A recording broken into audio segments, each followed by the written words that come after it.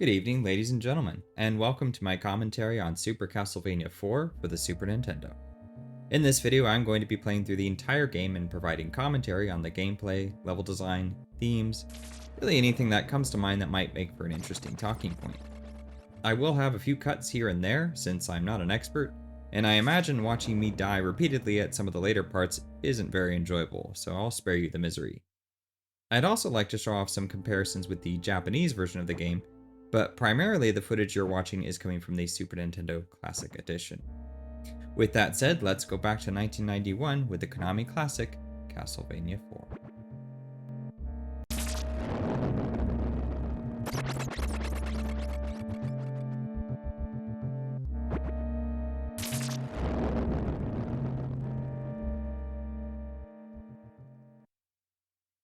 If you let the title screen run idle for enough time, the game will play a cutscene in which Dracula rises from his grave, and some scrolling text unpacks the general plot.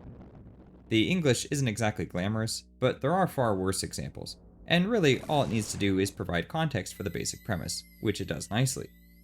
If the ominous scroll of the gothic brick wall with spiders emerging from the crevices and the shadow of bats cascading onto the stone in anticipation for the title reveal wasn't enough to set the mood, then this opening cutscene, complete with an ever-encroaching fog, will certainly do the trick. What I do think is good rests within the idea itself. An uncountable number of games from this era feature a sword-wielding knight on a quest to save a princess and/or slay a dragon. There are a number of variants to it, but it's safe to say that the theme was pervasive. Castlevania takes a more man versus the supernatural, or perhaps man versus beast, in that you are on a quest to slay a vampire. But not just any vampire, this is Count Dracula, a force of classic literature that demolishes a generic dragon any day. Or knight, as the case may be. Literary characters are a reoccurring theme in the Castlevania series, with the humpback enemies and the mummy and Frankenstein bosses, all very much inspired by the universal horror pictures of the 30s and 40s, who, in turn, come from Gothic literature. There is no inherent benefit it gains by being set in a culturally recognizable theme, other than that it differs significantly from other games of the time, but for that, it is recognizable. Similar to Ghouls and Ghosts, Castlevania leans hard into the spooky aesthetic, but unlike Ghouls and Ghosts, it doesn't have the same humor-based approach. As a result, Castlevania IV comes across much more like a dramatic action-adventure narrative with a lower tolerance for gags. And I don't mean to slight comedy here, but I do think we have a tendency to take dramas more seriously. It is in part because their stories are meant to be received as such, but dramas also anchor themselves in our souls differently. They want to create a convincing discourse with emotional, or perhaps spiritual subjects. Even in comedies that are, let's call them life-changing, oftentimes they will dip into dramatic moments, thus turning the comedy into a tool in which to heighten the dramatic significance. In other words, drama will always take precedence. Now, I say all this because some people feel the Halloween aesthetic is pushed so hard that the game becomes comical, but I firmly disagree with that. It only takes a few seconds of Ghouls and Ghosts, a game that came out in a very similar time frame, to see the stark contrast. The music and the art direction in Castlevania are straight horror, but they aren't the jump scare or the dread kind. Instead, it has a touch of heroism, most notably recognized by Simon's Whip, a reference to Indiana Jones. And sure, there is a Boris Karloff-style Frankenstein, but it's only to our modern eyes that can seem a bit goofy. For me, these dips are brief enough and sincere enough in their recapturing of as much of the Gothic canon as they can, that simply watching this opening is enough to indicate the gloomy depths of the dark journey we're about to embark upon. When it does deviate, it does so in the way the horror would have been received. Boris Karloff was quite scary back in the day, before he became so ingrained in culture. Horror itself is an extensive genre that covers not only blood and guts and suspense, but taboo subjects and something related to community. It's been my experience that horror fans share a special kind of connection that isn't as easily understood from other genres. And while I'm not the biggest horror fan alive, I do love being able to engage with that sense of community with dark concepts in Gothic history. And I'm not going to act like this is the most serious story ever told or anything, but I would say Castlevania IV borrows enough disparate ideas to create a cohesive spark.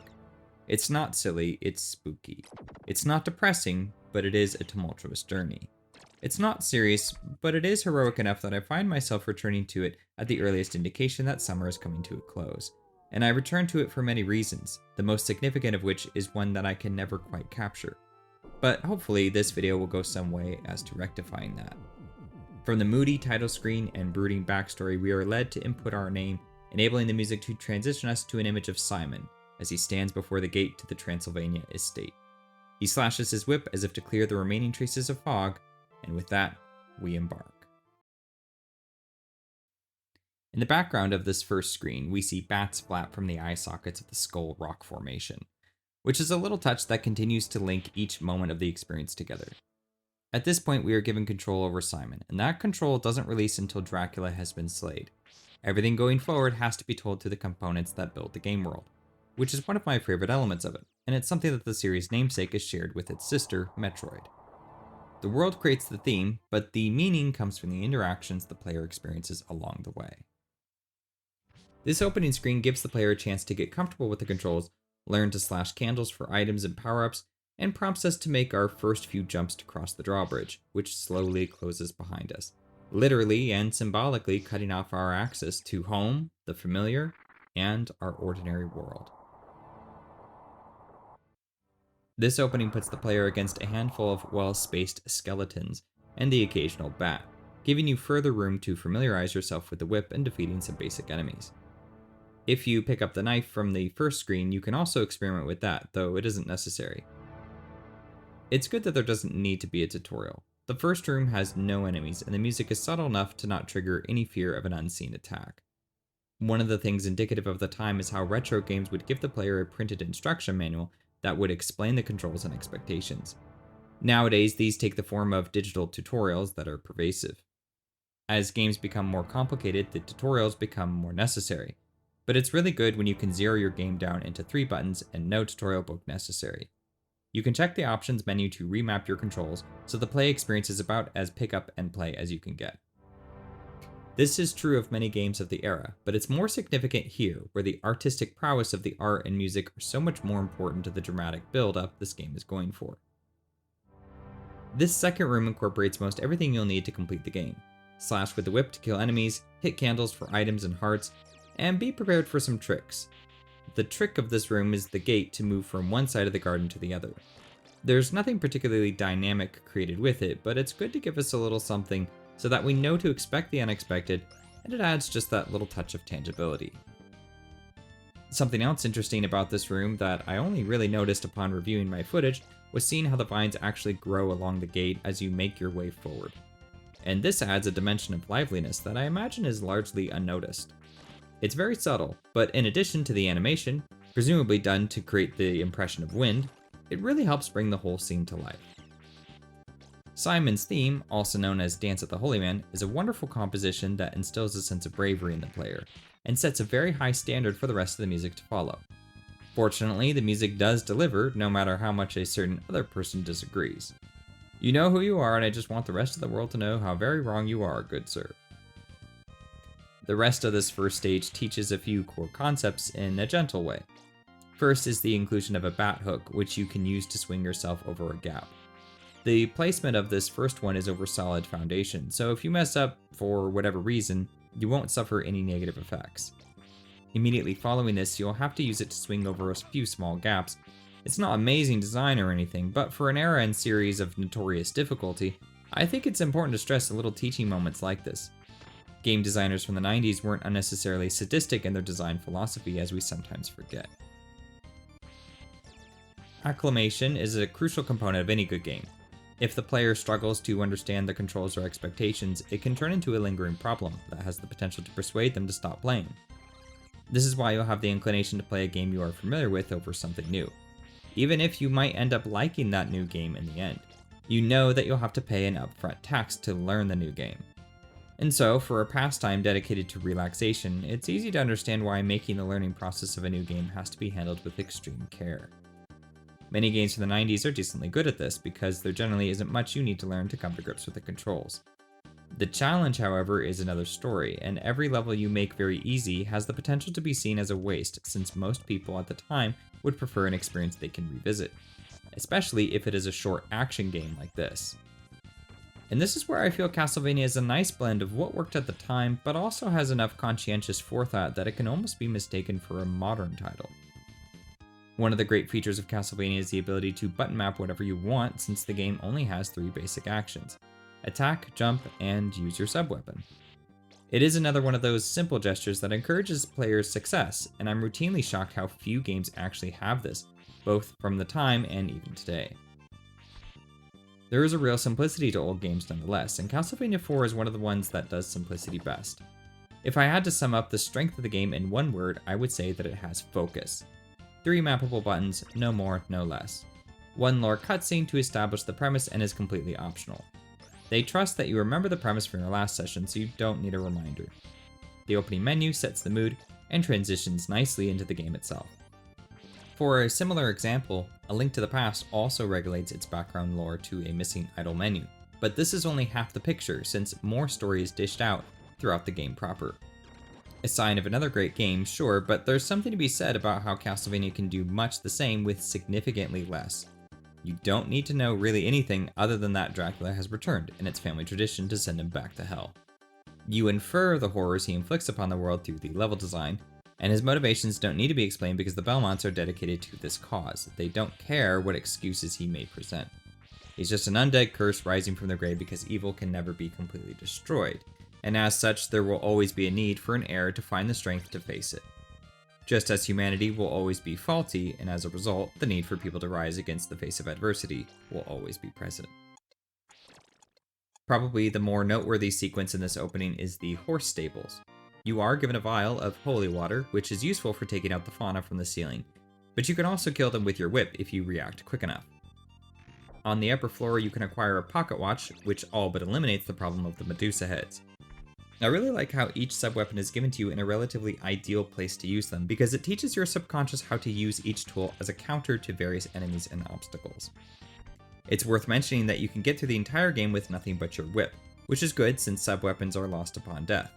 Nevertheless, this does create something of an odd situation. Since the developers can't expect you to have a sub-weapon for any particular point, they have to balance the game around the whip. To be clear, this isn't entirely true since you could always drop a sub-weapon in a candle right before the situation in which it is needed, along with some hearts. Hearts, in every logical sense imaginable, function as ammunition, so you'll need a steady supply. Our first boss is a skeleton on a mount, which is a natural, if not soft step up from the basic enemies throughout the stage. Using the knife seems like a good idea, but the reach of the whip is fairly strong as it is. In fact, in this case, it seems to make my life a bit more miserable because of the hours of muscle memory training with the whip.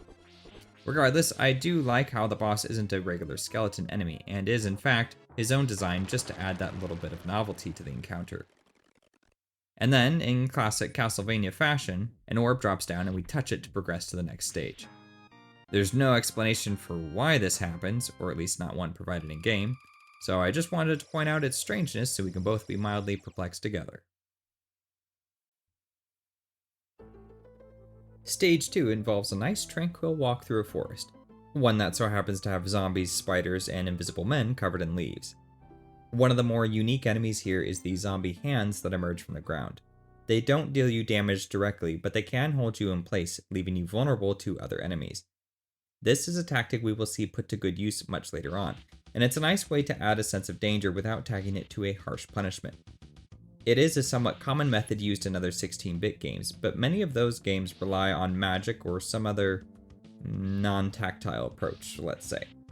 And those come with a downside. In another game, you'd probably be unable to attack while you are immobilized, and so you're instead forced to just take all the damage, in effect undoing the purpose of taking away the player's agency. Castlevania allows you to attack, so you can still defend yourself. You can even break yourself free of the grasp, so it's nice they were able to use the fiction to create a dynamic situation that prompts the player into action. It's sort of a similar concept in Doom 2016, where being low on health pushes the player into melee in order to restore their dwindling resources. Whenever a game can circumvent fail state situations by redirecting the player back into the action, it's a sign of true quality. It is helped by the fact that it is an actual hand taking hold of your character. There is a temptation to use magic in old games because it's a single animation and gets at the result in a simplistic way. I do think that the game feel, if we can call it that, is much stronger here, and it's one of those things that keeps the game grounded. The next portion of this stage is a marshland. It's hilarious that the most threatening enemy in this environment is a common frog, though if they are the cause of so many deaths, perhaps I shouldn't be doing them the injustice of calling them common. One of the more noticeable changes between this game and the original trilogy on NES is that the sprite for Simon is much, much larger than before. In fact, most enemies also take up more of the on-screen real estate, which some people don't like. I suppose this means you have less room for swarms of enemies, and you also have less reaction time since your threats can't be seen until they are nearly on top of you. This definitely diminishes the value of the throwing dagger, but outside of this, I don't think it's a big deal, and I actually prefer the larger sprites. The moment-to-moment duels between enemies are much more intimate this way, and the reaction effects of seeing enemies explode or incinerate is all the more satisfying when they appeared as a big threat on the screen. I also think the size of the enemies isn't really the problem, since enemies can still be quite small, and the frog is a good example of that. He's a particularly annoying enemy to boot, so it's entirely possible we might be wanting the wrong thing when we say we want smaller sprites. We also have crows, which function a little bit differently than bats. I imagine it would have been easier to use the same sprite for both, but it's nice to see just that little bit of extra enemy variety. Something else I really like about this stage is the log bridge, which is a bit rickety as we cross. It is different than the bridge before it, and it's another one of those extras that really wasn't necessary. In order for the game to function, you just need a basic walkway. Regular blocks or cave formation could have accomplished the same goal, but it wouldn't have captured the illusion, the narrative of crossing dangerous thresholds, as it were. And this is what I mean when I say that the story is ever present. It isn't that you're getting plot points divvied out by a cast of characters, but you are able to feel those steps of progress of an epic adventure all the same. At the end of this sequence is Medusa herself. I was hoping to showcase some actual petrification, but somehow managed to kill her within a few seconds. Castlevania IV does have its hard moments, but some people find this to be a pretty easy game, especially by comparison to the original trilogy. My hope is to demonstrate where I think this game actually lies, which is firmly in the middle. For new players, especially modern players, those frogs are going to be a death sentence. But with some patience, you can prevail into the meat and potatoes of the experience in its far harder levels. Curiously, there is a final area to cover before the stage ends. No orb necessary. We proceed through a rushing river, descending down into the caverns below. This sequence is well suited for the axe, which arcs to catch airborne enemies. When wielded effectively, this can trivialize most of the experience, but a similar sentiment can be said about the whip, which accomplishes the same goal. I'm not generally a fan of content in a game that has no purpose. Logically, if you can get through this area with nothing but your whip, then the axe should just be cut from the game entirely. Otherwise, you should make this part all but demand the axe to give the mechanic more room to showcase its use. Following that, there should be other areas that are also designed with the axe in mind, ones that take advantage of its particular effect. This isn't the case, but I'd be lying if I said it bothered me here. With the exception of the knife, the sub-weapons generally have a higher damage output, and you're able to follow up with an attack from your whip immediately after, so you can sort of double up damage, which becomes invaluable during most boss encounters. I could say the same about hearts in that you generally reach the end of a level with far more hearts than you need, in part a problem created from the fact that the game doesn't pressure you to use your sub-weapons, but in later stages you're more likely to die from time to time, which resets your hearts, so it's understandable why they're plentiful. All this is to say, the sub-weapons are not the star of the show. That goes to the incredibly versatile Morning Star, which can strike in 8 directions, can be held out in front of you as a shield, and can be swung erratically for light damage against small enemies. I do see how a version of this game that cuts sub-weapons entirely and makes some of the bosses a bit easier to better accommodate your lower damage output would have worked well. But I also think whipping candles to stockpile enough hearts for your eventual boss encounter creates a secondary objective of sorts to consider as you traverse the stage, an equally rewarding way to play. The more hearts you have, the more use of your sub-weapons you have, and that can be invaluable when facing against a boss. The only other thing I have to say about the river stage is that there is a current that alternates between forward and backward flow, which creates resistance or a push depending. This doesn't create a massive gameplay challenge, but it's another small layer that makes the stage unique. Again, there is no need for this to be here, and certainly not for it to have any mechanical implications, but it's part of the demon-infested magic land you're navigating and serves as a nice narrative tie-in for the next stage.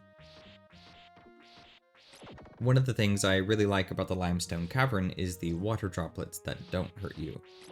I specify that they are harmless because in the torture chamber much later, the acid drops will hurt you. You could say that's a bit unfair since you're conditioned to think they are safe, but the context makes it very clear that they're not the same since visually and contextually they are very different. They only share the same animation, so it's a nice way for the developers to reuse something and create a different result with it. Here it is merely ambience, which in a later and more difficult stage it becomes an important hazard to manage. There's also something to be said for how often old games will use really generic environmental items to damage the player. It's the classic drowning in bodies of water on NES.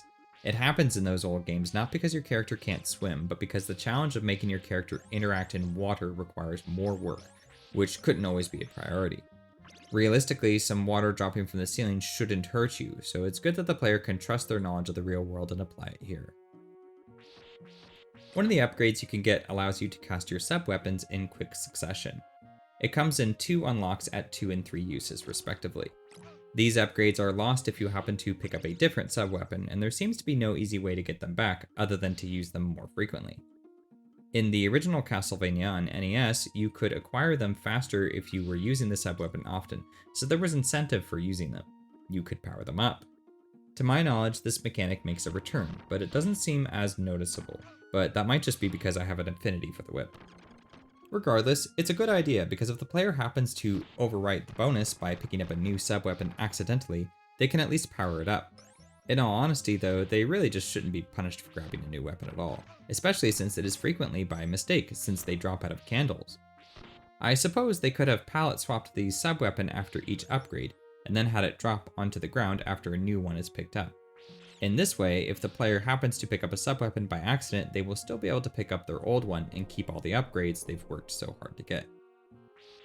What we have is a very old design idea, in that power-ups are tied to whatever the player currently has equipped, and are lost in a seemingly infinite number of ways. Since the sub-weapons are not essential, there is a happy coincidence in that losing the rapid cast doesn't damage your chances of success, so it's not the end of the world. That said, you can see the mistake happen to me when I mistakenly pick up some holy water. But when candles give you holy water, the best thing to do is incinerate some mudmen with it. Even so, it's not necessarily a better or worse method than any of my other tools. It does, however, force the frame rate to chug more so than without it. Upon repeat playthroughs, slowdown becomes a more noticeable problem. At least we can say that the trade-off is probably worth it. Comparing the visual complexity with other games from the early 90s, and the disparity is quite large. It's enough to outclass many games in the entire console generation, in fact, and it launched very early in the Super Nintendo's lifespan. It's clear the development team put an enormous amount of importance on the presentation, so if I have to put up with some slowdown, I'll happily accept that. The second half of the cavern sees us climbing a waterfall in which we are treated to one of the most elegantly dark pieces of music in the entire Super Nintendo catalog.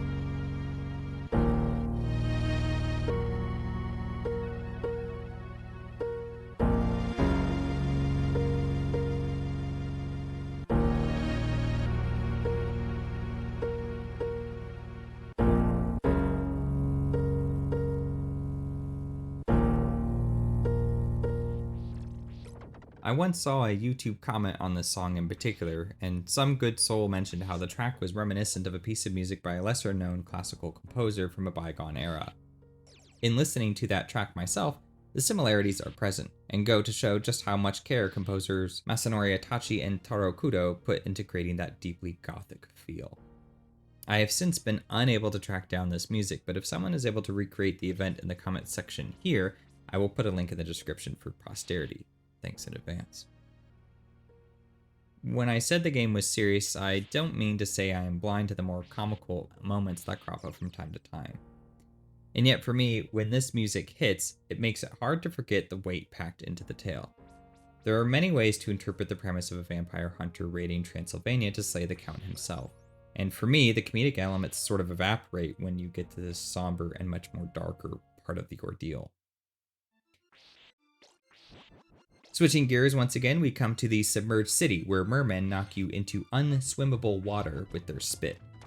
At this point, the player is more than likely starting to get a sense for spikes in difficulty, as a single fall means death.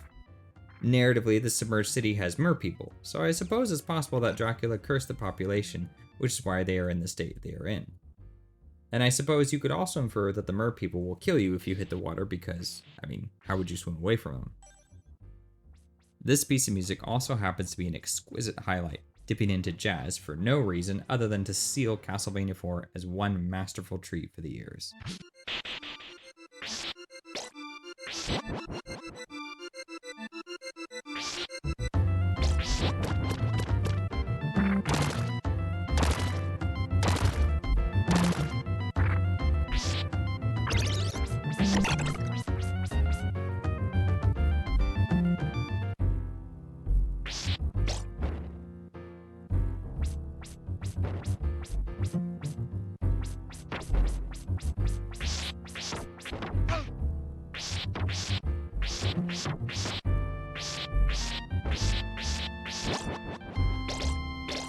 Seriously, why is this music so damn good? This next room sees us climbing upwards, and I think it would have been really easy to implement a rising water level to go alongside, though I can understand why it isn't here. Figuring out how to add it visually might conflict with how cliff falling works in other areas, where you can sometimes die because the screen has no way of going back down. If that happens here with water, it would highlight the nonsensical situation that causes this to be a thing at all in the other areas. The other problem is it might pressure the player into moving faster in what is already a decent challenge from what we've experienced so far. Near the end of the game, you will see a similar situation in which it is used, but it's justified to be a bit overstressed if Dracula is right in your grasp. The final boss of this area is the twin-headed Orphic Vipers. These sea dragons are yet another reference to mythology like Medusa before it. Castlevania is a very odd blend of Hollywood pop culture, ancient mythology, and gothic horror. I don't have a more sophisticated point to make with that. It all comes together to form its irresistible charm, though, and that's good enough for me. If I had to say more, I'd say that nowadays this kind of merging disparate ideas is not something that always works. We've grown into a world of perpetual media and data consumption, making few things feel truly new, and combining ideas can oftentimes come across as lazy. Too many things nowadays seem to be driven to connect themselves with other ideas, and then make bold comments that highlight this correlation, even though it frequently offers little substance. What difference does it make to mention Sherlock Holmes just because you are in a mystery? I still want, or in this case wanted, to see the conclusion of the mystery you were writing, but now I just wish I was reading Sherlock Holmes instead because you brought it to mind. It's sort of a backhanded dopamine hit because you hear the name of something you enjoy, but are then forced to reconcile not having that thing, and being forced to settle for what now seems to be less. Castlevania IV arguably falls victim to this referential situation, but its age makes it more forgivable. The team essentially pulled from a wealth of various inspirations, and in my view, they chose ones that would suit the haunted house theme perfectly, so perhaps that also adds to the allure.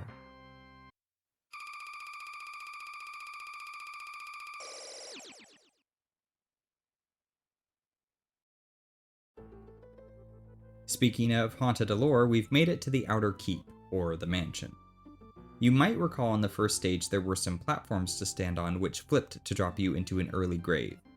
The trick with these is they are fine to walk on, but if you land on them from a jump, let's say, then the force of your weight causes them to drop you through. They were a small addition before, mostly their importance was to teach us of their existence because now they have significantly more risk attached. When they were first introduced, they were connected to stable ground on both sides, but now you'll be expected to jump from one to the next, so it's important that we were given these baby steps earlier. The very first portion of the stage repeats this so you have a reminder and can associate the flipping platforms with their new color palette. It's just a good bit of level design. We're starting to see cheap deaths make their presence more known now. Up these stairs is a candle, but walking towards it puts you in direct line of getting hit by the skeleton on the opposite platform. It's not a guaranteed kill, but it can happen. Then, on the next floor, when you're making your way across this gap, a night skeleton just off screen is waiting with a saber and a nasty tactic to knock you to your untimely demise. Again, not necessarily a guarantee, but still. And then we get our second mid-level boss. It's an interesting choice to change up the format, but I don't think I have too much to say about it beyond that. Skullhead isn't the hardest boss, but for whatever reason, the falling debris makes it difficult to focus on two things at once, which is really just a problem with my brain, to be honest. This level is sometimes seen as the gimmick stage, and that's a decent way to put it, but I actually like it. After Skullface, we get this rotating room, and I really like the placement of the skeleton on the spikes, just to really reinforce those spikes mean business. You have nothing else except a golden bat hook, so naturally your instinct is to latch on. The screen rotates and drops you onto a platform where Medusa heads swarm you from both sides. We know the watch is a great counter, but I ended up not having it here, so I had to handle this with careful concentration.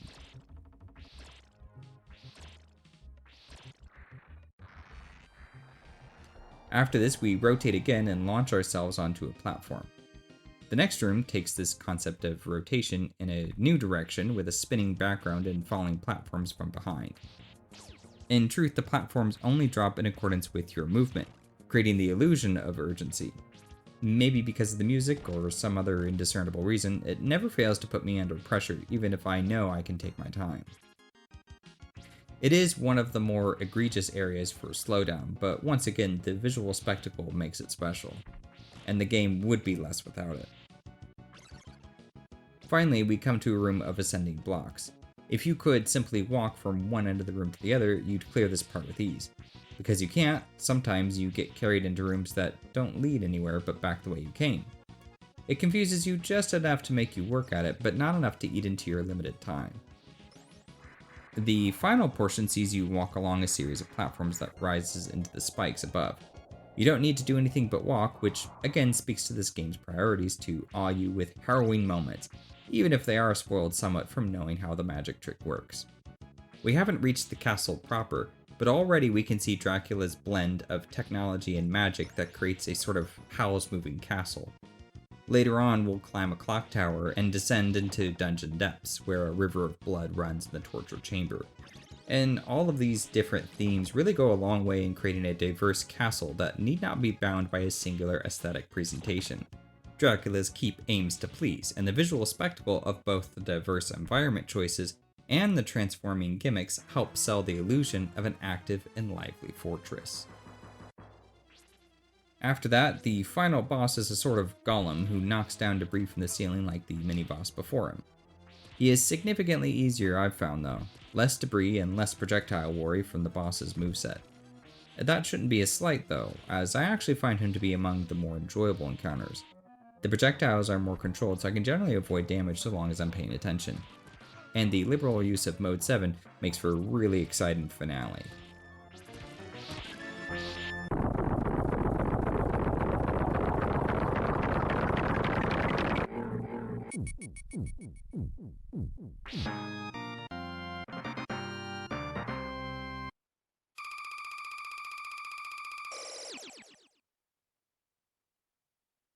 After completing the mansion, we have a relatively short sequence through a forest that'll take us directly to the castle proper. I don't have much to say about this area, so it'll give me a chance to cover a few topics on roads less traveled by. Between stages is a map of Transylvania, and the pathway for the route Simon takes to get to the castle.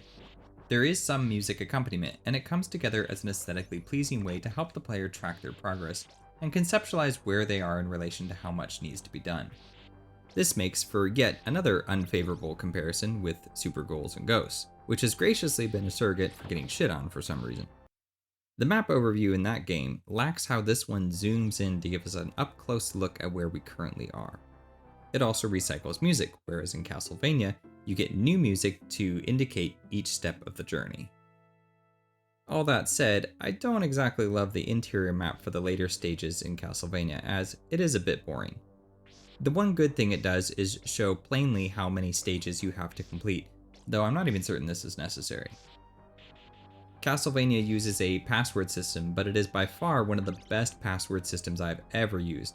It's literally 4 characters to input on a 4x4, and none of the characters can be remotely confused with one another. Granted, this is probably accomplished because the game doesn't save your items, so there only needs to be 10-ish passwords, give or take a few extras for the end and hard mode, enough to get you back to where you were. But again, this is what focus provides. Because the game is focused on crafting a highly specific experience, it doesn't need a complicated password system. If it preserved upgrades, had a level system, an optional side quest, all of this information would have to factor into the password, which, given enough variance, will demand more complication. And Castlevania avoids all this by redirecting its attention back into the core gameplay loop. That is the experience, and serves as another mark of quality in my book. Passwords have been a thing of the past for some time, and I wager I'm in the minority when I say I'd wish they'd make a return. Passwords allow you to bypass to certain areas, which is enormously helpful if you want to practice a certain level, or in my case, record some game footage. But they can also be used to show a friend your favorite part. Obviously, we now live in an age where they can be easily abused. A simple internet search will enable you to skip over large chunks of the game, or gain items and power-ups you wouldn't otherwise have. But I don't see passwords doing anything that hackers, cheaters, and guides don't already do. If you want a genuine experience, you won't look up passwords because you're content to enjoy yourself. And if the game becomes overly hard, there's nothing wrong with you looking up a password as a way to get some help. You could create a whole guide which specifies tiers of passwords that can appropriately measure out the amount of help you'd like to receive, for example.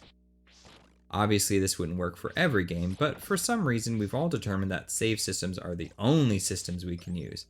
And for a game like Elden Ring, yeah, I get why that has to be the case. But I do think a game with more focus on providing a heavily curated experience could benefit from this. Nowadays, it feels like every game has to have 10,000 unlockables, and only by acquiring every hat in every color of every variant can you finally consider it complete. But I think my exasperation with modern gaming is starting to show, so maybe it's time to move on. Since I won't be talking about it at the end, now at the crossroads between the exterior and interior stages seems like a fitting place to talk about New Game Plus. After you beat Dracula, the game puts you into a second run. I haven't played this version as much, but from a single playthrough, most of it seems to be more enemies, with many of them being either upgraded versions of themselves or simply appearing earlier than they would normally. Some enemies have also gotten a small health buff as well, but I'm glad this is the smallest change. The most knee-jerk reaction to making something harder is to simply give it more health or deal more damage, but rarely is it that this actually makes for more enjoyable gameplay. It can make it harder, but generally it's significantly less satisfying. Again, knowing when enough is enough seems to be an undervalued skill in recent memory. There's also some good utility of resources. For example, there's an enemy you encounter who strikes at you from behind a ledge, but we can also see him within a portrait later, or in these windows in the first stage in New Game Plus. The windows were quite literally window dressing before, but now they've been turned into a mechanical obstacle, and one that does not disrupt the flow of the original level design. I'm not sure whether or not the designers realized the windows in the barn in level 1 would allow them to up its difficulty for the second run, or if they simply saw the windows and realized that they could drop in the baddie now that it's already there. In either case, it saves on development time while also providing an organic experience for the player, so it's entirely a net win. New Game Plus is the kind of thing that only works if your core gameplay is enjoyable. It is sort of the original conception of the roguelike. I don't think Castlevania IV gives an immediately obvious expression of enriching gameplay.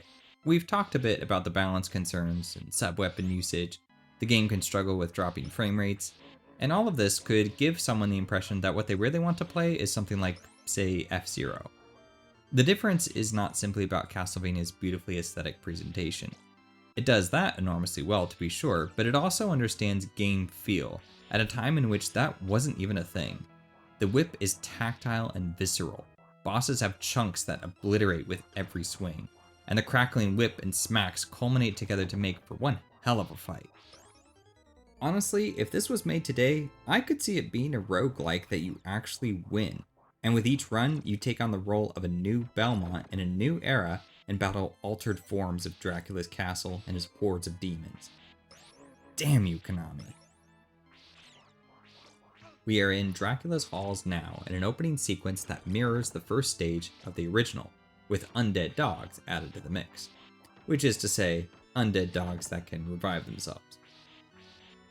We also have enemies on both sides, and bats to really inject some challenge, so all in all, it's a nice way to revisit the original without doing a mere copy-paste.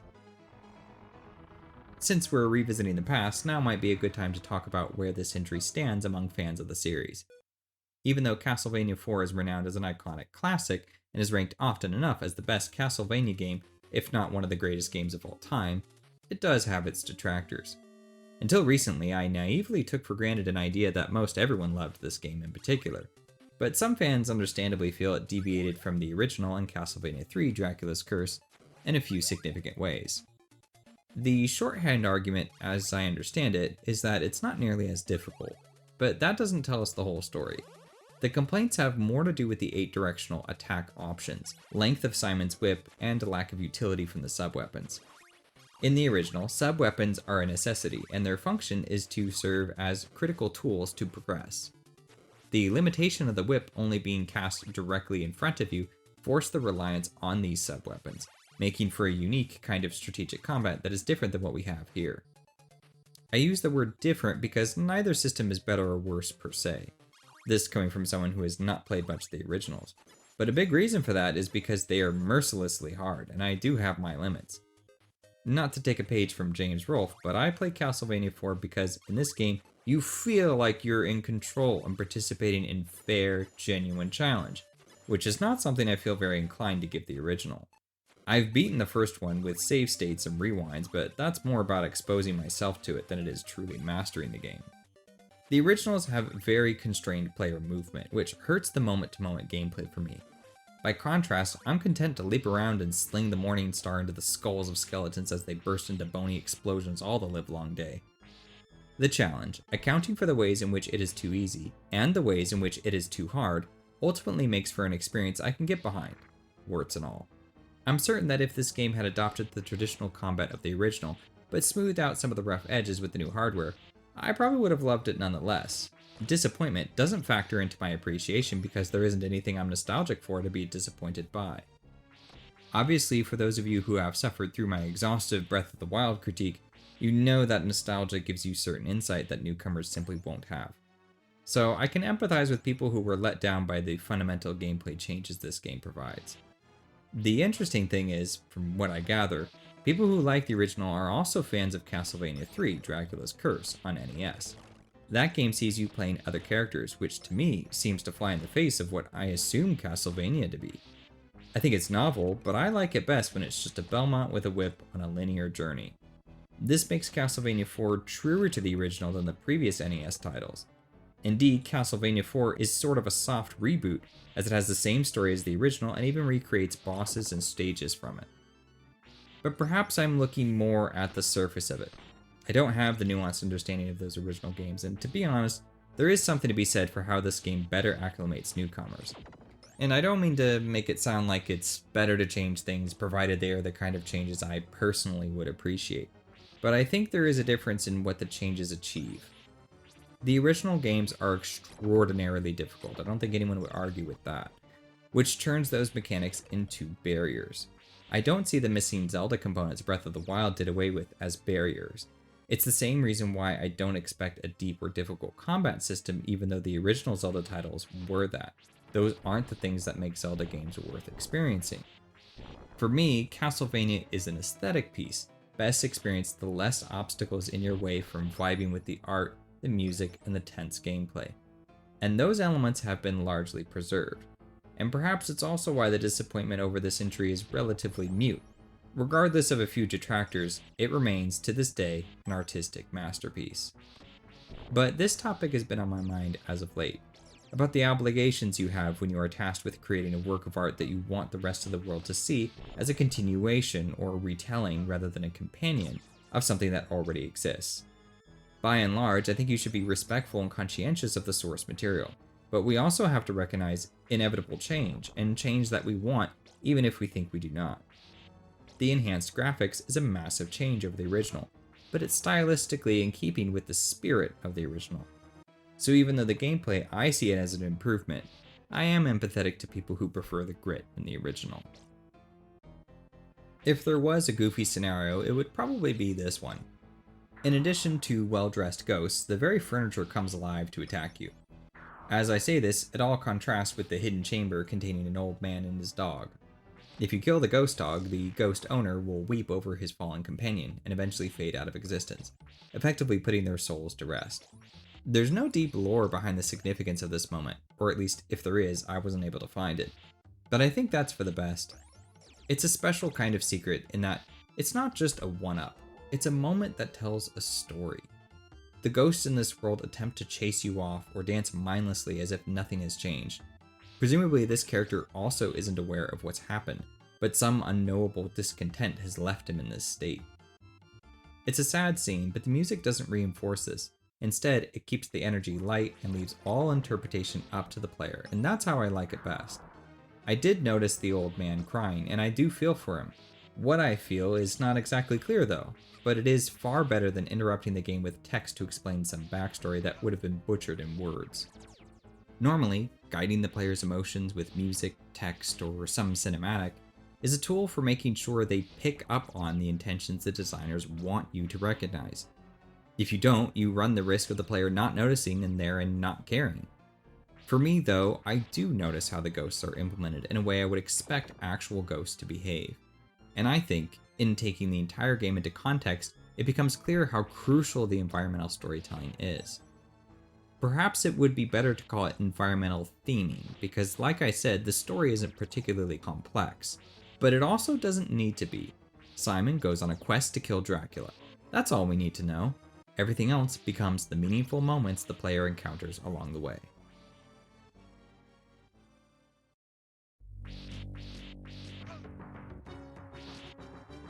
The boss of this area is a dancing couple. They also happen to carry rapiers and bows with arrows, so don't let their poshness fool you. Their ability to fade in and out makes them somewhat difficult to track, but they don't have much health, so with a little concentrated offense, they go down without much trouble. And just like the others, they don't realize they're dead. The dance of death carries on.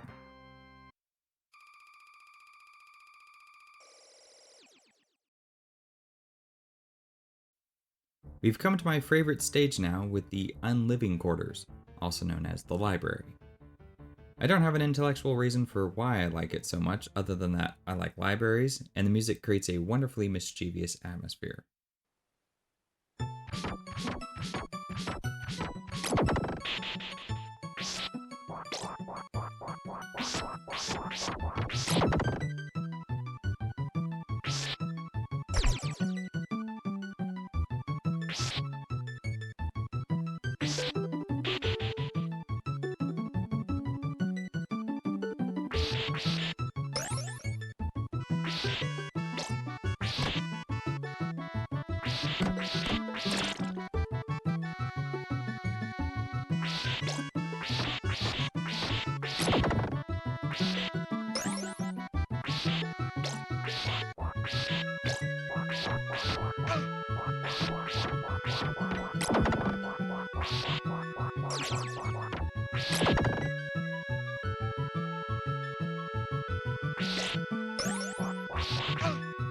I do think it works in the game's favor that just because you are nearing the end, it doesn't mean the story has to take an excessively dark turn.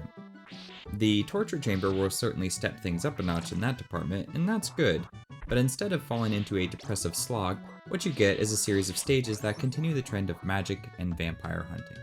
One of the things I really like is that the floating books you have to jump on are teased earlier when you see many books on the shelves wiggle about. The second screen continues this idea with some of the books having clearly escaped, flapping about in midair. They also want you dead because, of course they do. It's another instance where bats could have worked, but because they took the time to add in another enemy, if only for a single screen, It keeps the atmosphere alive. It was also well chosen making them orange. On the next screen, the platform books are bright green, which initially stands out. I mean, how many neon green books are you aware of? But this was a good choice. If you think back to the previous stage, green was a prominent color for stable ground. So I like that not only does it contrast with the background, but it matches a past color. Green also matches the player's UI, so all of this just means that your eye is drawn to the bright green, so you know it's important for whatever context it's about. I have not talked about the notorious stairs yet, but no Castlevania review should exist without it. It's a strange attempt at realism because the stairs are meant to connect platforms of different levels. I say realism because that's how reality works. And I say strange because you could just as easily jump from one platform to the next. But there are plenty of instances in which the player can, in fact must, jump from platform to platform. I suppose it's something that either works or doesn't work for you. I do think they make for a smooth transition from different heights, and they can help signify where transition between screens exist. It also helps the game flow from becoming nonsensical with constant jumping. I mean, we're not plumbers high on mushrooms here. They are also a massive death trap because you can't easily get off of them when you probably should. You can drop down from them, which makes getting to the bottom of this stairwell a cinch. It's hellish to take the cautious approach. All in all, I'd say the stairs break up the monotony of jumping from platforms. They don't always look convincing from a 2D perspective, but they do add to the Castlevania charm, and they offer moments of tangibility to help bridge the real world with the game's world. You gotta love the rug monster, because he doesn't deal you damage directly, but he'll attempt to push you into the ceiling of spikes. Even though instant death isn't my favorite, I like the inventive ways in which the game will try to kill you. It's more unique than, say, damage, poison, and bigger damage, which many games will resort to. Here, it's less about the strength of the enemy and more about how devious the world can be. It's not a difficult challenge in and of itself, but it does have a nasty bite if you forget, so it's just another way the game keeps you on your toes with endless surprises.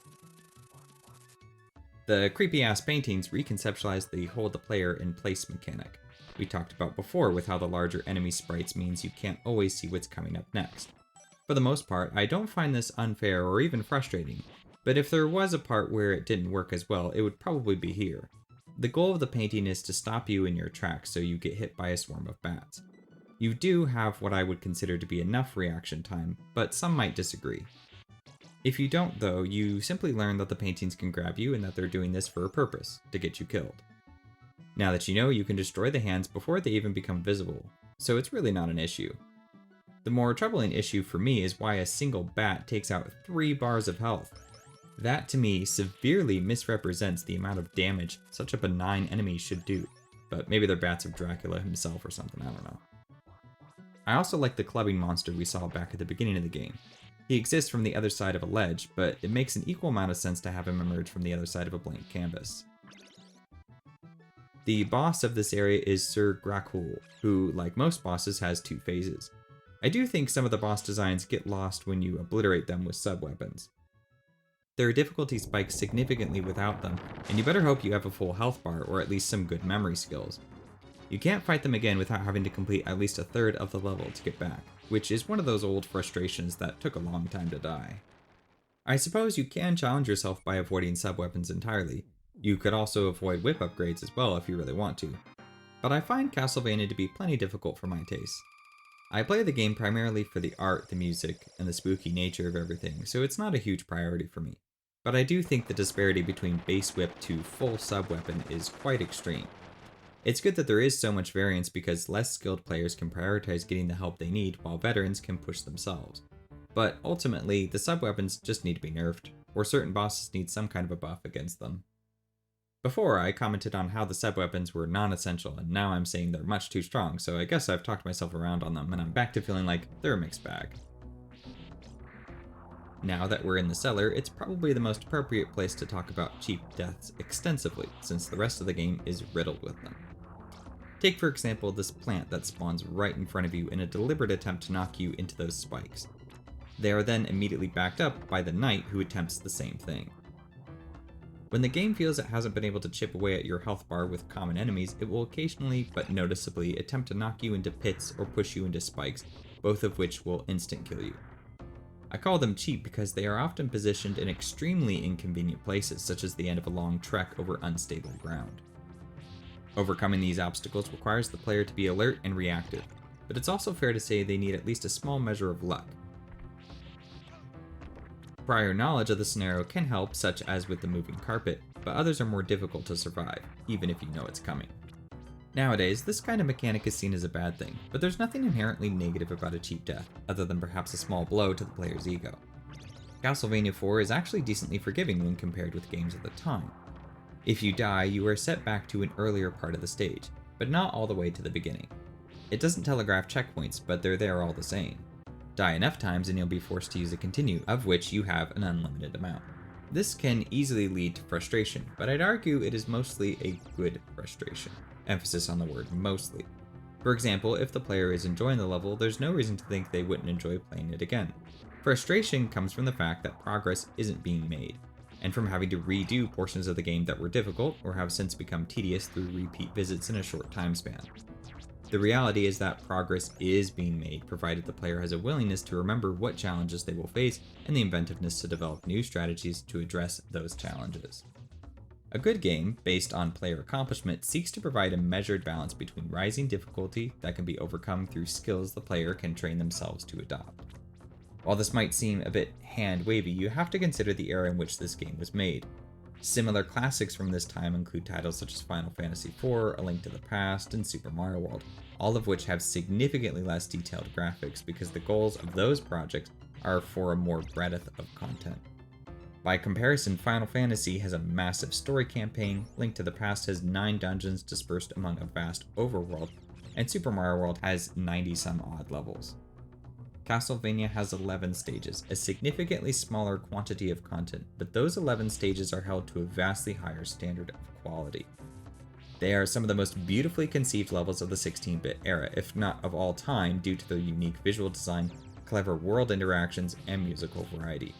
You can plow through Super Mario World in about the same time span, and I know for myself those levels can blend together after a time. My point with all this is that Castlevania demands each stage be completely absorbed. When you die, you are in effect sent back to learn the nuances of the dungeon. A modern equivalent would see significantly less player death and replace it with content, which is to say larger dungeon layouts that continue the aesthetic experience the player is enjoying without slapping them on the wrist for making a mistake. Had Castlevania IV done this, it would probably be regarded as the greatest game ever made, due to the sheer scope and quality of such an experience. But such a goal isn't realistic for the time. It also runs the risk of the game running into long stretches of filler. What we have instead is a healthy dose of stress that instigates more from the player that might otherwise turn to idleness. By dying, you are sent to traverse the dungeon once more, and, like Simon, have to hone your skills against growing challenges. And it's not a perfect system, but the gameplay challenges are varied and interesting enough that when you eventually overcome them, you permanently unlock the next stage in progress as your reward, bringing you that much closer to slaying the Count. And again, the format only shares a nuanced difference with roguelites. You die before you complete the run and have to start all over again. So I don't really see that as being all that different here. In the torture chamber, we see another example of them building upon an already established idea. We've seen both the swamp and water droplets in 2 other areas, and now they are combined, replaced with bloody acid or slime depending on which version of the game you're playing, and are deadly as a result. The visual distinction should be enough to signal a change in how these elements operate, but even if the player happens to not notice this, you'll figure it out fast enough when it gets you killed. Killing the player isn't the best way to communicate how something works in a game, but as I said, there's little reason to be upset about it here when the experience is so short, so you're never losing all that much. If you've played the Japanese version, then you'll know that some significant changes were made when the game was ported to the US. One of those changes was to convert the liquid in this dungeon from blood to the ambiguous green substance we see here. Blood obviously fits much better since we're hunting a vampire here. The fact that there's basically a lake of it within the castle makes a lot of sense, and I suppose it's not too much of a stretch to assume the blood might be cursed or something to justify why it hurts you. If holy water can ignite demons on fire, then I don't think blood harming the pure is any less believable. Of course, the real reason for this change was the concern people had for some kind of public outcry. There are other uses of censorship, including some background statues which used to have half-naked women, but have been replaced with something more generic and less defined.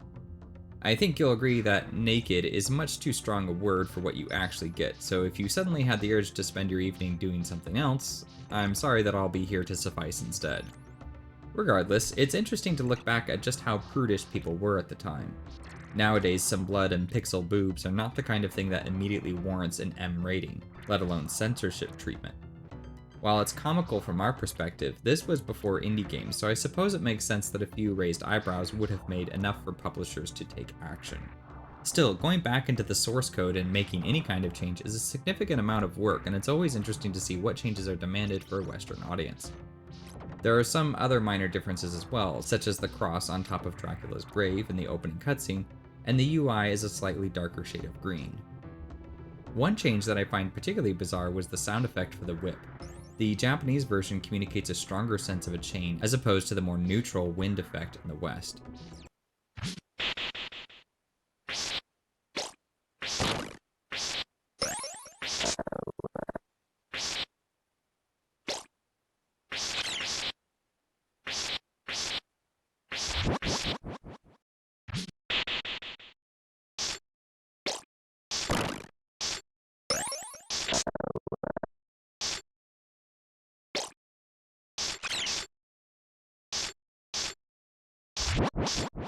This change doesn't have anything to do with censoring so much as, I guess, stylistic desires?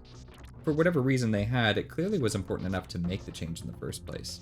I could speculate that perhaps some of these changes came about by mistake, something to do with production, but my knowledge on the subject is reaching its breaking point here, so it's best to just move on.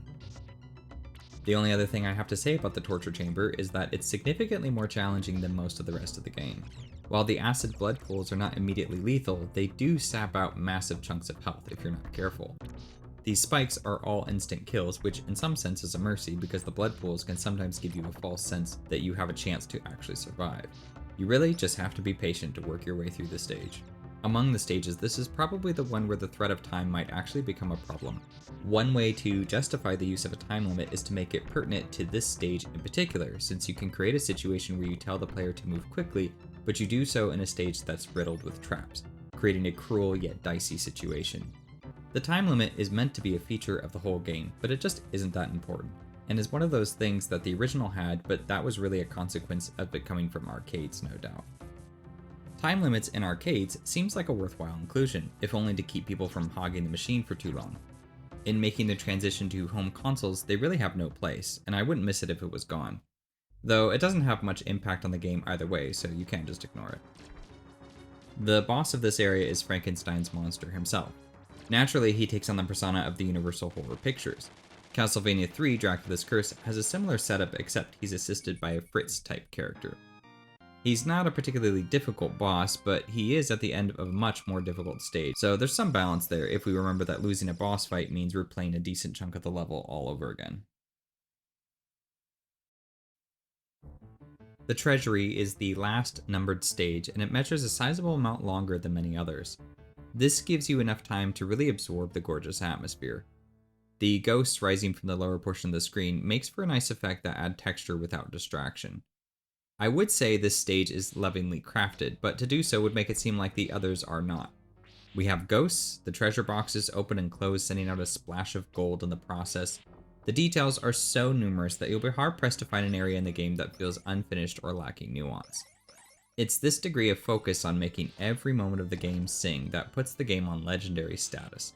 It's one thing to have an incredible level, it's another to have 11 of them, and to make them all smoothly transition in mood, difficulty, and pacing. If I was pressed to find a fault, I might concede that this more long-form stage is a little stronger because you have enough time to soak everything in before it resolves. Even though Stage 3 in the Limestone Cavern is technically long enough, it feels a bit like 3 mini-stages packed into one: the Limestone Cavern, the Waterfall, and the Submerged City. Each of those has a strong enough aesthetic to warrant an entire stage unto itself, and combining them together as they have can cheapen all the work put into making each moment shine.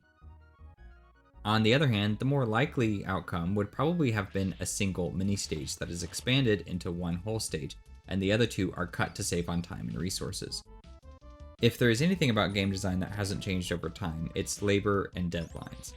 Even if the best intentions are to look at games as works of art, which they are, there is the nagging sensation that the art form is interlinked with industry more often than anyone probably prefers. Something I really like about the stage is the abundance of point bags. It makes logical sense since this is a treasure room, and points are a good comparative representation of money. It's also nice to reward the player since more than likely the player's score is not among their top priorities. Getting extra points can net you an extra life from time to time, so it's good they do have some tangible value. But if the player wants some bragging rights, which is the intended purpose behind points, collecting extra means putting yourself in danger, if for no other reason than it costs you time. For whatever reason, comparing scores with other players is a relatively rare aspect of gaming that is largely forgotten. When it is used, it generally requires a dedicated game to put the emphasis on it. Otherwise, it quickly becomes forgotten, which honestly makes sense. You have this richly detailed pixel art, entrancing jazzy music, and satisfying gameplay. Skeletons make up the most common enemy, and they burst in explosions of bones and fire, which gives the entire vibe a crunchy feeling that never gets old. Castlevania IV is worth revisiting because it is a rich experience throughout, so the addition of a scoreboard, in some sense, detracts from all this. All it does is take up space in the UI. In fact, you don't need the enemy health bar since it only applies to the boss.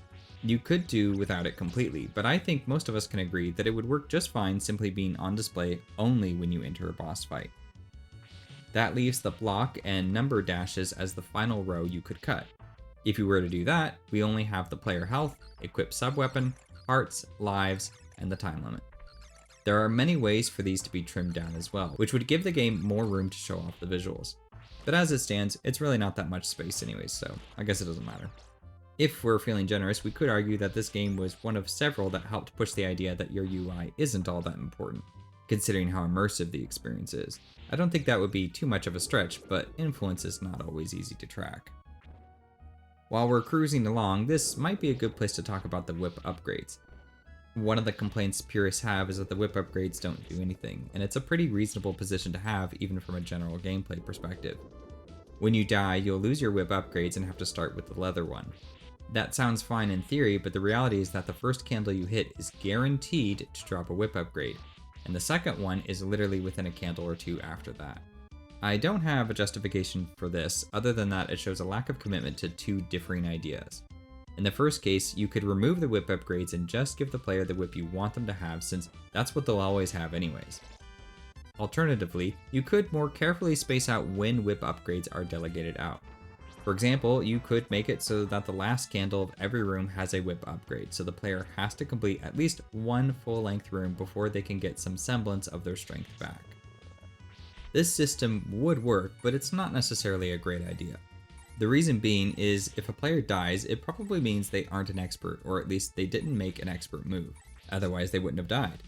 So the idea that you would then punish the player can lead to a situation where players who are struggling with the game have to struggle with it even more, which, if not monitored carefully, can lead to an eventual level of dissatisfaction that they turn the game off entirely. It simultaneously can make expert players bored since they aren't encountering greater challenges because they aren't meeting the conditions necessary to have that happen.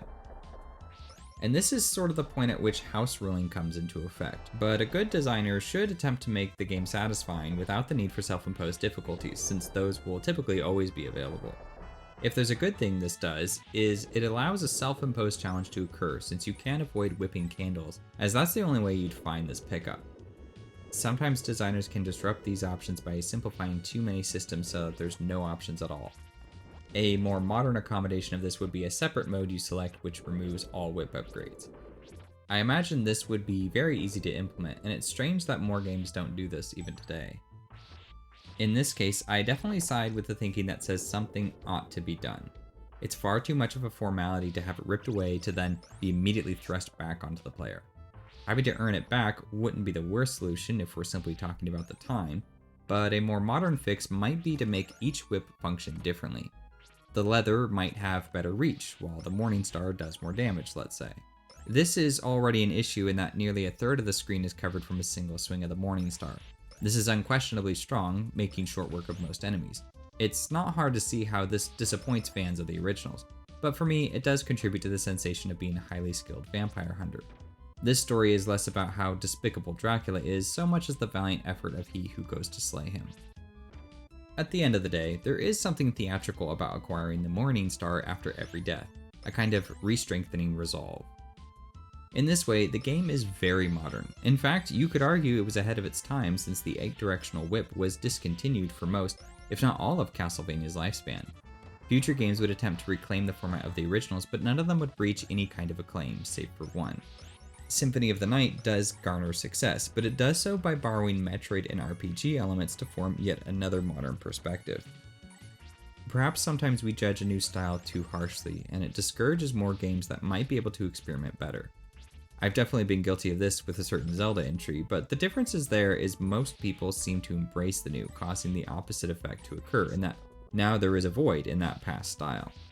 I think it's good for Castlevania to reiterate on the original exactly as it was, but I also feel that this 4th entry is somehow slighted. Rather than take the 8-directional movement and iron out concepts such as whip length, upgrade path, and adequately measured challenge, we simply don't get to see another entry of this type, and that's a bit of a shame. The boss of the first stage of the original was a giant bat, and here we have a rendition of that fight where the bat is made from pure gold. His health bar is massive, but he is not particularly hostile. Most of the danger comes from the specks of gold that splatter off after he takes damage. Halfway through the fight, he will split into 3 for the second phase, which increases the amount of gold specks since it can be difficult to target a single bat. He's an aesthetically inventive revisit and makes for a meaningful, if inoffensive, change.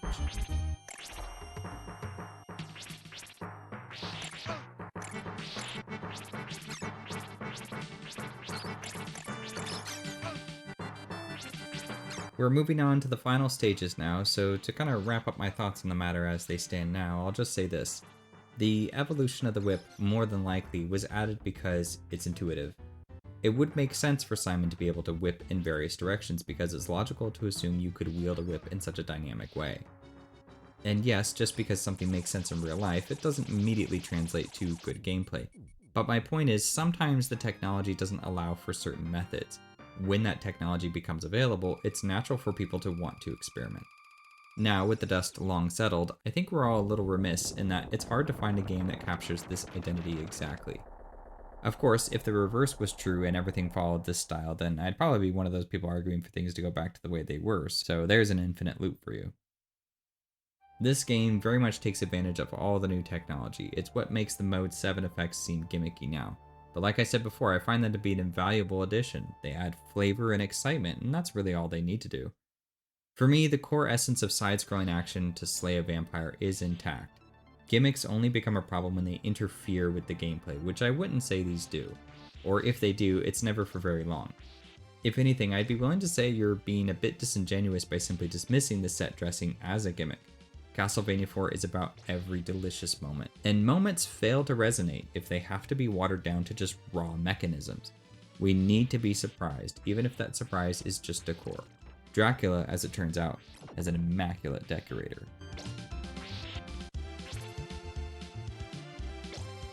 I don't know if I could pinpoint an exact moment when this game won me over. For me, it really comes down to how consistent the experience is. From the eerie opening to the triumphant end, the whole thing is pure gold. Except this stage. The hell with this bullshit. Seriously, that basically sums up my thoughts on the clock tower. It's exhaustively frustrating, but this is endgame territory, so it is understandable. There's a nice touch with the use of the bat hooks in that now they're attached to conveyor belts. I like seeing their usage evolve even if it doesn't have a runtime to go particularly deep with it. I'd like to use this chance to circle back on the true genius that is Simon's whip. I've already mentioned that the whip is your main offensive and defensive tool, but it is also the main method through which you can interact with the environment. Castlevania doesn't need more than 3 buttons because the whip satisfies so many tasks. So while the sub-weapons lacking a proper place in the game is true, it is absolutely not a sentiment that can be said about the whip. After a swing, you can hold down the button to hold the chain out in front of you, which creates a shield. You can also wiggle it around. Noodle Whip, it doesn't do much damage, but it can deflect projectiles and small enemies. You can even let it dangle, turning it into an active revenge hitbox. If enemies hurt you by simply touching them, I think it's fair that the whip should always hurt enemies too. And finally, we're seeing its utility really put to work by attaching to hooks and swinging across gaps. If that isn't in the spirit of Indiana Jones, then I don't know what would be. After subsequent playthroughs, I do feel there could have been a few more objects to have the whip interact with. Maybe you can latch onto a lever which pulls a gate open, or perhaps you latch onto an inactive gear and pull it into motion. There are plenty of ways it could have been used further, but even as I see it, it's not something I really need. It would have expanded on the exploration of the experience and could have made for some interesting puzzle or theatrical moments, but it's sort of like saying you'd be more immersed if the characters were motion captured by real-life actors. Yeah, that would be cool, but it would be its own beast at that point. Perhaps then it's an idea for a future entry in the series? Having not played many other entries, it's more than likely this is the case, but those entries, if they exist, I'd wager to guess also have a fair number of new mechanics alongside them. Which is fine, but I do think what I'm getting at is the steps for growth from Castlevania IV don't need to stride in leaps and bounds. The foundation is simply that good. I think we have to remember that Castlevania is an action horror platformer before it is anything else. And this is why I'm not bothered by the supposed gimmicks. A gimmick is something that replaces what would otherwise be content, but none of the gimmick sequences wouldn't necessarily be any different. Mode 7 is simply a tool to give the illusion of being more impressive than it is, which is exactly what the music and the art direction are already doing. In short, some puzzles could have made for a nice addition, but at some point you have to recognize when the theatrics are getting in the way of the pacing. The last thing I want to say about the whip is how you can gently press the button. The game can somehow sense that difference as opposed to when you swing it with feeling. So what you want to do is really put some force behind every swing. There's a real tactile sensation to obliterate enemies with the Morning Star. I mean, Simon just goes ham on these enemies. It feels so good that you start to forget using it to defend yourself or all about your sub-weapons. If we're going to blame the whip for anything, it should be for being too satisfying to use. But having a compliment as the main gripe should really put things into perspective. The walk up to the boss has windows where you can see the inner workings of the clock tower. I hope nice attention to detail hasn't overstayed its welcome, but the fact that I'm constantly prompted to say it should really hammer home just how much TLC was put into this game. The mummy boss of this area is one of those rare instances where you can actually fall to your death during the fight. He's a good fight that keeps you wanting to maintain pressure while also avoiding damage in a way that's more urgent than many others. After defeating the mummy, the stairway to Dracula's main tower reveals itself, as if by some magic.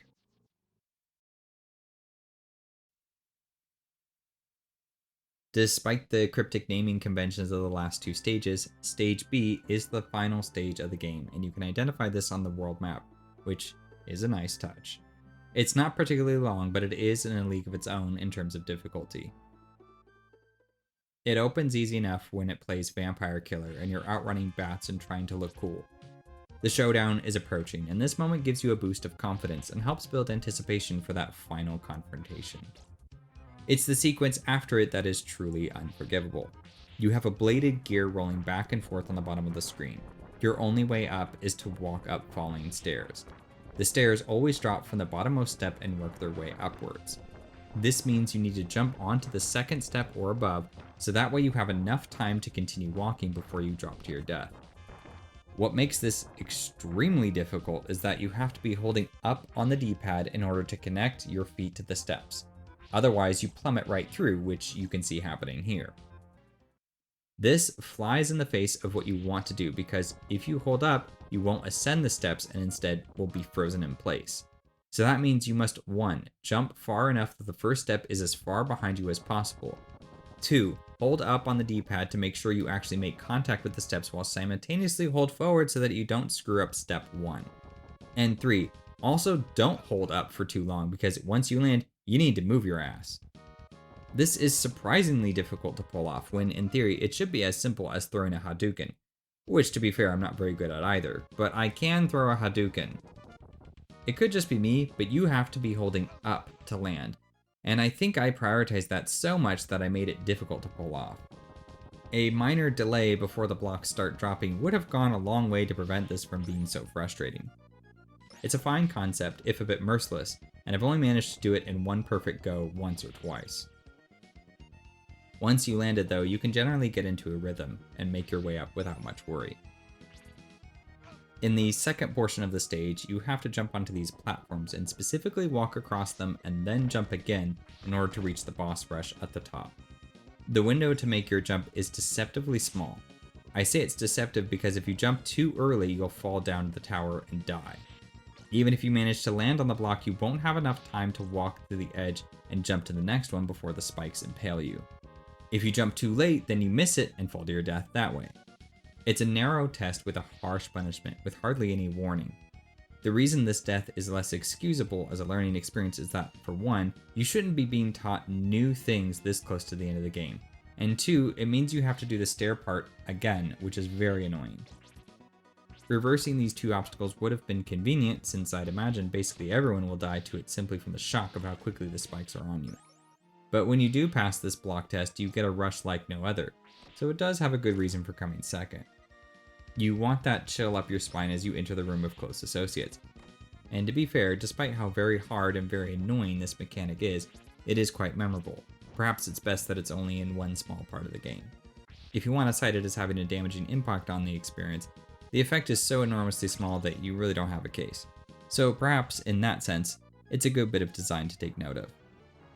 The two saving graces I have for this section is that the walk back isn't very long, and after you complete it, there is a save point. And by that, I mean an actual checkpoint you can use a continue on. In fact, you get a checkpoint after every boss you defeat, so from this point onward, everything you beat is permanently behind you. It's a tense part of the game, but I definitely think the added stress is justified here more so than anywhere else. Once it's over for good, and all that's left is Dracula. But first, we have to clear his generals.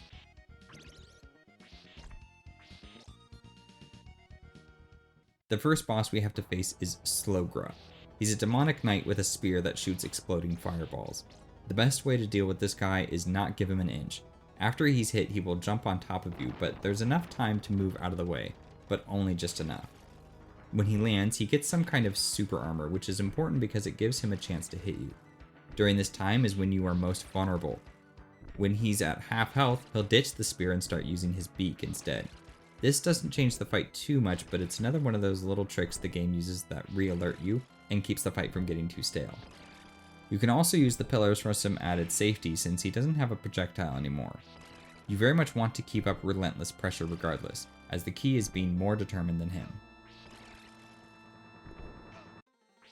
After this, there are enough health pickups for a full heal, which makes sense since we're in a boss rush mode, and experienced players can just avoid them if they want more of a challenge.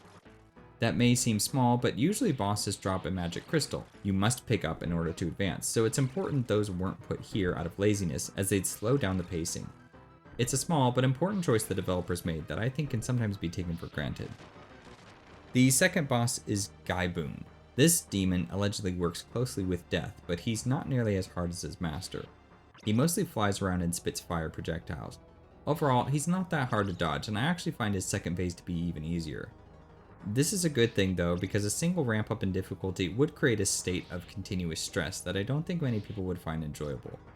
It's a way to give the player a brief respite without stopping the gameplay entirely.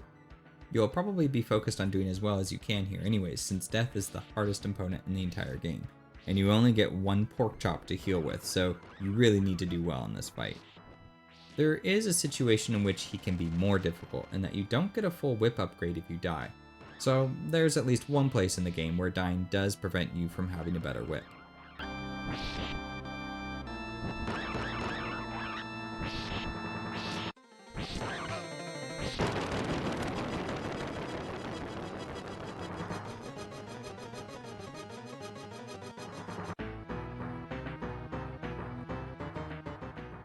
The Grim Reaper has a spectacular entrance that suits him well. His main attack is to throw sickles at you, which you can destroy with your whip, but it's very difficult to keep up with them. Some people suggest using your whip as a shield, but the best I can do is slash the sickles and Death in one single motion to make for a combined tactic that is both offensive and defensive. His other attack is to hover by the side of the screen and throw his scythe into the air. When he's doing this, he is immune to sub-weapons. Not that you are likely to have them anyways, since you're not given any during this boss rush. So unless you manage to take something with you from the nightmare of a trip up to this point, it's whip only once again. Death will also pull you toward him if you get too close, but you'll need to if you want to capitalize on damage opportunities. You can generally hit him by turning around for a brief strike when you have less pressure, but it's the grueling way in which he's trying to suck your soul out that gets your blood pumping. There is something of a trick where you can hide behind the block to the left and hold the whip up as a shield and then just wait for him to hover over you. Death is definitely very hard with my strategy of striking the sickles, but I like it. Most of the time. I don't mind these kinds of cheats, be they intentional or otherwise, so long as they're reasonably well hidden. I've never known about the trick until doing some research for this commentary, so for me at least, it's hidden well enough and isn't something you're likely to stumble upon, so it's fine by me.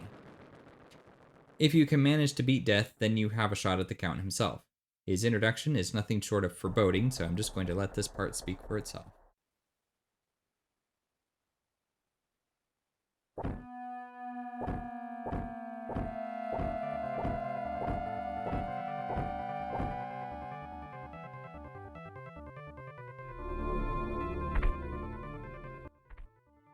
Naturally, one has to pick up the secret here in order to have a shot against Dracula.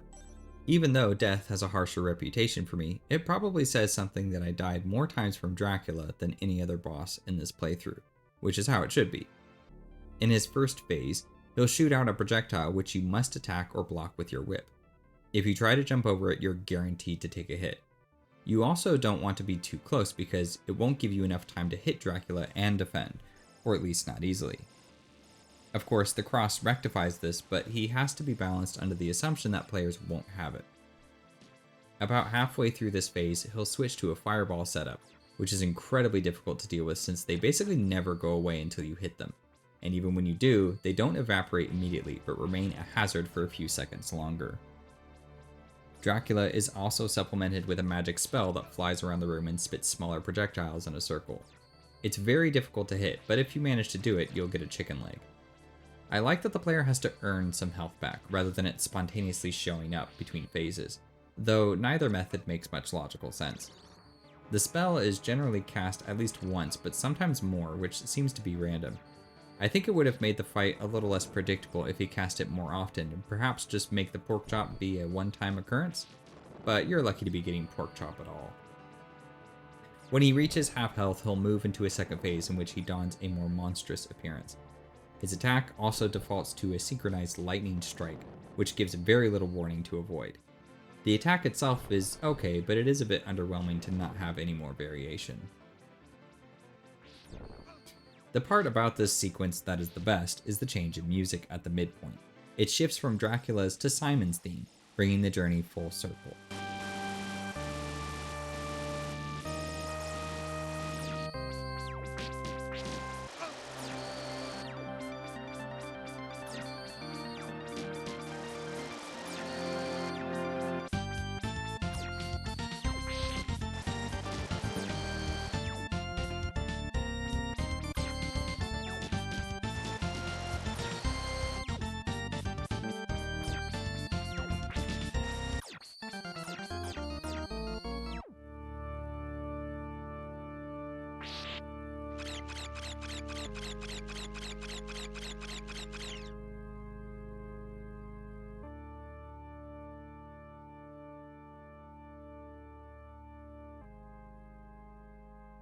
If Castlevania were to be made today, there are a number of changes we would expect to see. The levels would be longer and more of them, there would be far less cheap deaths, but there also wouldn't be so much importance placed on the current loadout. Sub-weapons would be in an inventory, upgrades would be more diverse and non-perishable, there would be a save system instead of a password, no need for a time limit or a scoreboard, and the invincibility potion and kill everything on screen cross would be cut or heavily revised since the effect on the game is negligible. But these changes would simply make the game different, and would only serve to mechanically improve upon it. They wouldn't be able to touch the game's heart. And when you finally put him to rest, you watch the castle crumble from a distance. No words are spoken, but none are needed. Everything Simon experienced, you experienced yourself. Sometimes it seems games strive for so much complexity, both in their components and in their messages. But Castlevania IV stands as a powerful reminder that you can have catharsis with just the essential story details, if you know how to curate each step along the way. For me, Castlevania captures so well that sensation of being part of something larger than yourself. In the span of a few hours, you join a family of vampire hunters and answer the responsibility to confront evil. Unlike the Belmonts, you haven't trained all your life for this, but like Simon, you are putting your skills to the test anyways, and you can retry as much as you need until you prevail together.